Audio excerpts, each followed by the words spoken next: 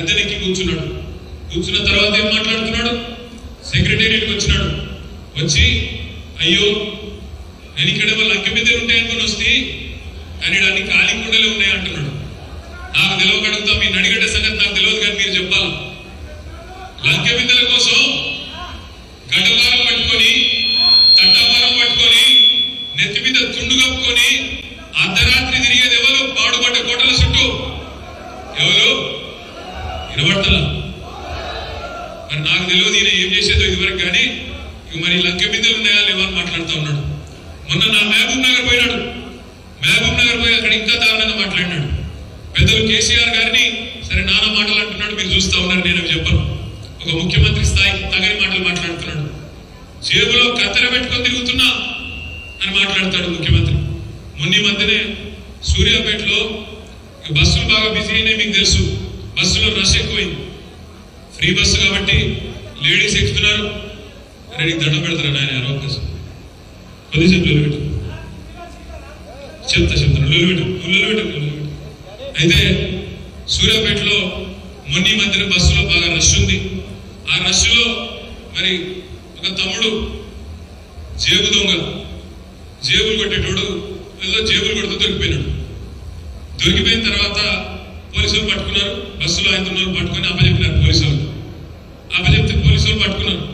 నేను చేయలేదు, దొంగతనం చేయలే అన్నాడంట. వాడు జేబులు ఎత్తుకుంటే జేబులో కత్తెర దొరికింది. కత్తెర దొరికితే పోలీసుడు అన్నాడంట, ఏమైనా నువ్వు జేబు దొంగ కాకపోతే జేబులో కత్తెర ఎందుకు పెట్టుకున్నావు అని అడిగినాడంట. వాడేం చెప్పినాడంటే తెలుసా? సార్ రేవంత్ రెడ్డి కూడా పెట్టుకొని తిరుగుతున్నాడు సార్, ఆయన పోయి అడుగు సార్ అన్నాడంట. ఒక ముఖ్యమంత్రి నేను జేబులో కత్తెర పెట్టుకొని తిరుగుతున్నా అని చెప్తారా ఎవరన్నా? ఇట్లా ఉన్నాడు ఈ ముఖ్యమంత్రి. రుణమాఫీ గురించి మాట్లాడాడు. ఏమైనా రేవంత్ రెడ్డి గారు 2 లక్షల రుణమాఫీ ఏదంటే మాట్లాడాడు. కానీ చాలా మాటలు మాట్లాడుతున్నాడు మన మీద. మొగాడివైతే ఒక్క సీటు గెలువు అని మాట్లాడుతున్నాడు కేసీఆర్ గారిని పట్టుకొని, మన పార్టీని పట్టుకొని. నేనంటా ఉన్నా, నేను రేవంత్ రెడ్డి గారి భాషలో ఎక్కువ మాట్లాడను, కానీ అలా మాట్లాడక తప్పట్లేదు. రేవంత్ రెడ్డి గారు నీ భాషలోనే చెప్తున్నాడు, నా భాష కాదు. మగాడివైతే నువ్వు 2 లక్షల రుణమాఫీ చేసి చూపెట్టు, అప్పుడు మగాడివైతే 1,67,00,000 మంది ఆడకూతురులకు మాటిచ్చినావు. నెలకు 2,500 రూపాయలు ఇస్తానని మాటిచ్చి ఓటేయించుకున్నావు. మగాడివైతే నెలకు 2,500 రూపాయలు చెప్పినావు కదా నువ్వే.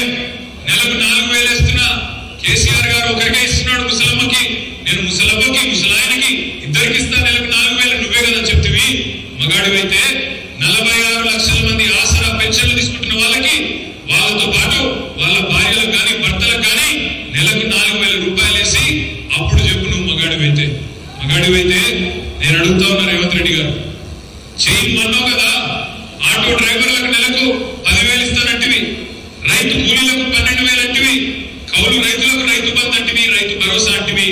ఏమాయ మరి ఇవన్నీ 100 రోజుల్లోనే అన్ని గ్యారెంటీలు చేస్తా అని నమ్మబలికి ఇవాళ వచ్చి మోసపు మాటలు మళ్ళొక్కసారి మాట్లాడే ప్రయత్నం చేస్తా ఉన్నాడు.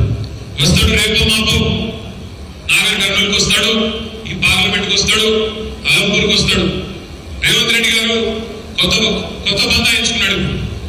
ఏమంటే ఏ గుడికాడికి పోతే ఆ గుడికాడ దేవుడి మీద ప్రమాణం చేస్తున్నాడు. నిన్న యాదగిరి గుట్ట పోయినాడు, లక్ష్మీ నరసింహస్వామి సాక్షిగా అని లక్ష్మీ నరసింహస్వామి మీద కొట్టేసినాడు. నిజామాబాద్ పోయినాడు, బాసర సరస్వతి తల్లి సాక్షిగా అని అక్కడ బాసర అమ్మవారి మీద అక్కడ ఆమె మీద పెట్టినాడు. వేములవాడ పోయినాడు, రాజరాజేశ్వర స్వామి సాక్షిగా రుణమాఫీ చేస్తా అన్నాడు. నాకైతే భయం అవుతున్నది. ఇక్కడ కూడా వస్తాడు, జోగులాంబ తల్లి సాక్షిగా అని ఇక్కడ కూడా మాట్లాడతాడు. మోసపోకండి, మోసం పార్ట్ 1 అయిపోయింది అసెంబ్లీ ఎన్నికల కోసం, మోసం పార్ట్ 2 పార్లమెంట్ ఎన్నికల కోసం ప్రారంభించినాడు. తప్పకుండా మనం ఆ మోసాన్ని జయించాల్సిన బాధ్యత మన మీదనే ఉన్నది. ఇంకొక మాట కూడా నేను మీకు విజ్ఞప్తి చేస్తా ఉన్నాను.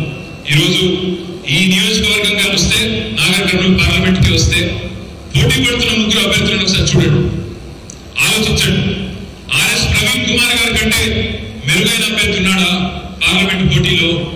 రేపటి రోజున మనం గర్వంగా చెప్పుకోవాలా వద్దా? ఇగో ఈయన మా పార్లమెంట్ సభ్యుడు, మా ఆర్ఎస్ ప్రవీణ్ కుమార్ గారు మా పార్లమెంట్ సభ్యుడు గర్వంగా చెప్పుకునే పరిస్థితి ప్రవీణ్ అన్న పార్లమెంట్ పోతే ఉంటారు. అదే వేరే వాళ్ళు పోతే ఆ పరిస్థితి ఉండదు. పైరవీలు చేయడానికి, రేవంత్ రెడ్డి గారు ఢిల్లీకి పంపే బ్యాగుల సంచులు మోయడానికి, బ్యాగులు మోయడానికి ఆయన వరకొస్తాడేమో కానీ పార్లమెంట్ లో ఉండే ప్రజల కష్టాలు అక్కడ ఢిల్లీలో ఇప్పించేదానికి మాత్రం పనికిరాడు. ఒక్క అధికారిగా ఉన్నప్పుడే, పోలీస్ అధికారిగా ఉన్నప్పుడే ప్రవీణ్ కుమార్ గారు బ్రహ్మాండంగా పనిచేయగలిగినాడు. మరొక పార్లమెంట్ సభ్యుడైతే ఎంత సమర్థవంతంగా పనిచేస్తాడో ఆలోచించమని చెప్పి నేను కోరుతా ఉన్నా. ఒకసారి మా కృష్ణమోహన్ రెడ్డి అని పిలిచినాడు.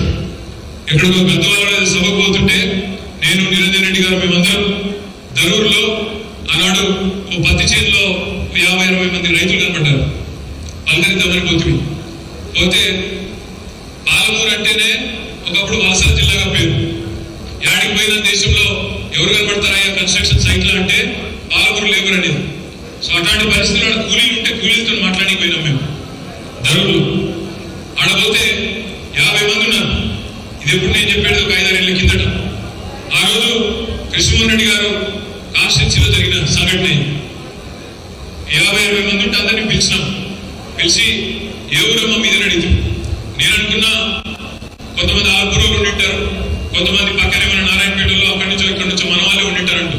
కానీ వాస్తవం ఏంటంటే ధరూరులో ఆ రోజు నేను కలిసిన కూలీలు కొంతమంది కర్నూలు వాళ్ళు, కొంతమంది రాయచూరు వాళ్ళు, ఇతర రాష్ట్రాల నుంచి కూడా ఇవాళ మన తెలంగాణకు వచ్చి పుట్టగడుపుకునే పరిస్థితి కేసీఆర్ గారి ప్రభుత్వంలో వచ్చిన మాట వాస్తవమా కాదా మీరు ఆలోచించండి. వెంకటరామరెడ్డి గారు చెప్పినాడు ఇప్పుడే, కేసీఆర్ నీళ్లకు బాధ లేదు, కేసీఆర్ 10 ఏళ్ళు కరెంటు బాధ లేదు, కేసీఆర్ 10 ఏళ్ళు రైతు బంధు బాధ లేదు.